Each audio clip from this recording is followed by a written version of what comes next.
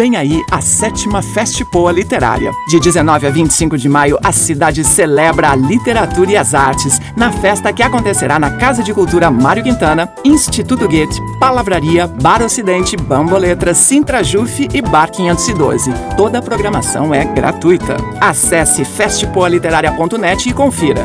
Faça a Festa da Literatura de Porto Alegre. Essa história de Sertânia, como é que essa história da água, como é que a vizinhança com o Wilson, essa infância foi assim, de menino brincando na rua, comendo cocada com... É assim? Eu tenho...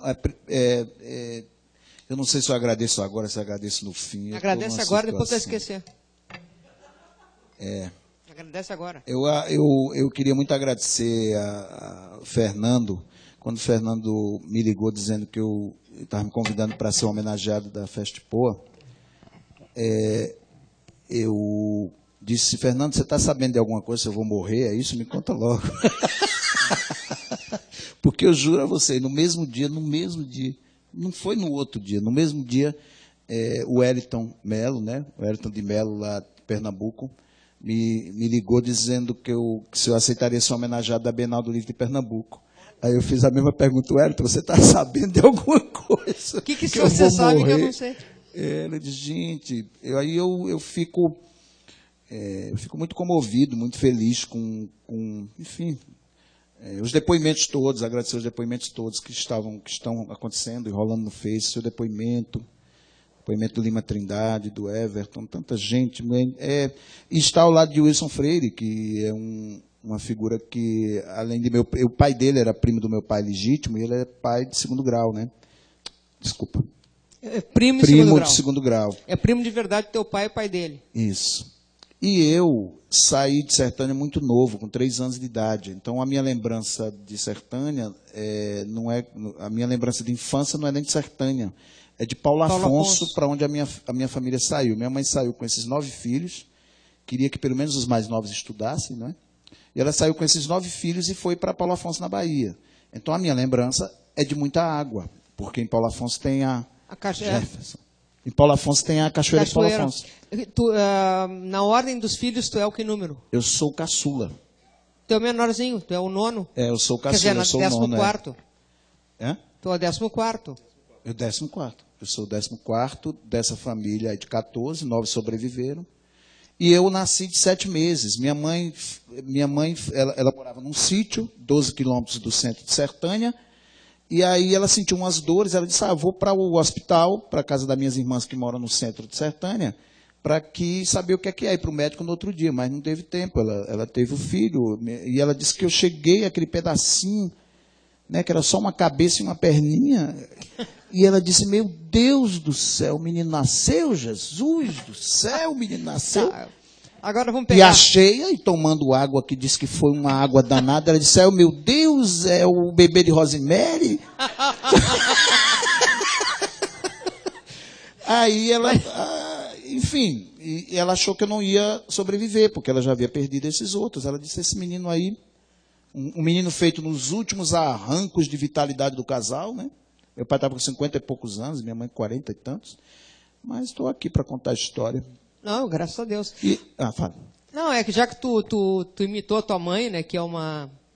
Isso agora vamos falar de literatura, né, porque se é uma coisa que caracteriza definitivamente a literatura do Marcelino, é essa pegada absolutamente oral, né, mas não é um oral forçado, é um oral absolutamente natural. E isso é uma coisa que sempre chamou atenção na literatura do Marcelino, e eu tento convencer gente que faz oficina comigo que o diálogo, que a fala dos personagens sempre sai muito artificial em literatura, exceto no Marcelino Freire, né, que os personagens personagens dele falam e são convincentes do ponto de vista em diversa semelhança mesmo, né. Então, essa então seria a primeira pergunta, eu já sei a resposta, mas de onde é que vem essa pegada tão oral e essa coisa meio ladainha e meio desespero e meio alegria? Isso vem da Dona Carminha, tua mãe? Dela, Dona Carminha. Minha mãe escreveu os textos que eu escrevi. E ela escreveu todos os textos que eu vier escrever. Minha mãe. A fala, a agonia, o vexame. Minha mãe, quando estava muito feliz, ela cantava Luiz Gonzaga na cozinha. Cantava Luiz Gonzaga de manhã. Olê, mulher rendeira, olê, mulher rendar. Tu me ensina a fazer renda, que eu te ensino a namorar. Eu digo, a véia tá com dinheiro só porque estava cantando Luiz Gonzaga. Eu digo, a véia, pelo barulho eu sabia. Eu digo, ela está com dinheiro, eu vou pedir um dinheirinho para ela. E quando ela cantava era porque ela estava com comida também. Não é que passasse fome, mas a comida seria um pouco melhor naquele dia. Quando estava muito aperreada, aí sai de perto. De manhã ela batia em panela, ela chutava a galinha, ela expulsava o cachorro. Era um barulho diferente. Eu sabia que ela estava preocupada, né? Ela estava preocupada, que estava ali, não estava tão bom. Aí os meus personagens são esses personagens. Eles, quando estão muito contentes, eles cantam Luiz Gonzaga. Tem um lirismo do Luiz Gonzaga. Mas quando estão muito agoniados, eles batem panela no juiz do leitor. E chuta um galinha também. Essa coisa, uma coisa, minha mãe é uma figura que não se continha, tinha uma urgência muito grande, uma teimosia imensa. É uma teimosia que me inspira não só a escrever, como me inspira a fazer as coisas. Eu sei que quando eu organizo um evento como a Balada Literária, eu sei que eu sou extremamente teimoso. Eu sou extremamente teimoso, eu bebo daquela teimosia, daquela fonte, daquela urgência, né? E daí a admiração que eu tenho por pessoas como o Fernando e tantas pessoas que fazem contra tudo e contra todos, realizam os seus sonhos, colocam as coisas de pé, né? E só uma curiosidade, o Wilson, eu cheguei a conhecer, na verdade, comecei com 3 anos de idade, o Wilson é mais conhecido e era mais amigo dos meus irmãos mais velhos, né? E eu só conheci o Wilson na oficina do Raimundo Carreiro, no Recife. Olha isso. O querido mestre Raimundo Carreiro. Mas que ano foi isso? Espera um pouquinho. Raimundo...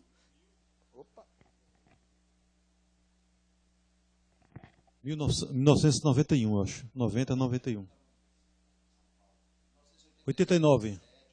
88, Ou seja, 89. lá vão quantos anos? 88, exatamente. Vai começar a diminuir mais? 87. Não, 88.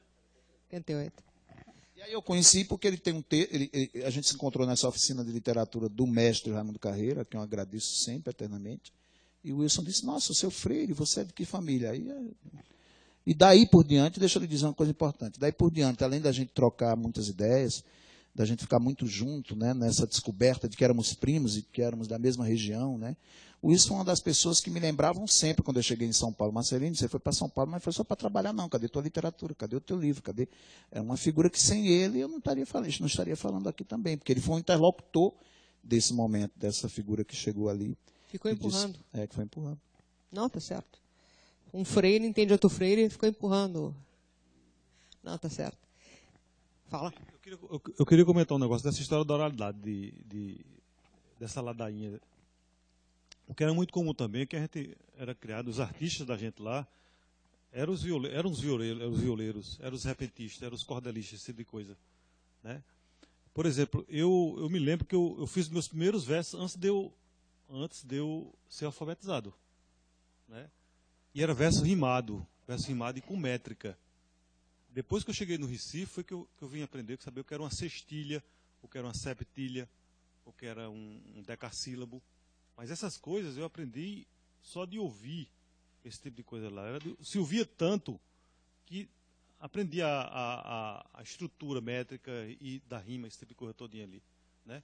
E Marcelino, você deu um depoimento interessante, que depois eu quero lembrar aqui agora, que você escutava o seu irmão Juvencio, que levava os discos de cantor para dentro de casa, e Marcelino não gostava muito daquilo não, ficava puto com aquela história. Depois, como ele começou a escrever naquela métrica que os violeiros tocavam, naquela rima que os violeiros também faziam, esse tipo de coisa. Emprenhou pelo ouvido, como eu fui emprenhado também. Né?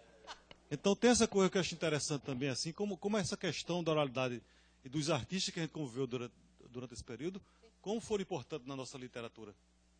Né? Marcelino, é isso. O que acontece? Eu saí, volto a dizer, muito novo de Sertânia, fui para Paulo Afonso. Quando achei que ia ficar em Paulo Afonso, a família foi para o Recife. Então, eu não tinha uma convivência com os cantadores, não tinha convivência com os emboladores, não tinha convivência com isso que os mais velhos tiveram.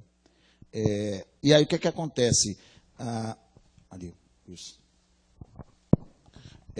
O que acontece? O irmão mais velho meu, que teve essa convivência toda, ele adorava isso. Então, ele comprava os discos de repentistas e discos de congressos de cantadores que ele ia assistir, e ele trazia aqueles discos. Ele acordava muito cedo, ele colocava aqueles discos para tocar, para matar a saudade daqueles cantadores com quem ele convivia e que ele ouvia, e aquilo lá eu ouvia muito cedo também como um dos barulhos e um dos sons da casa.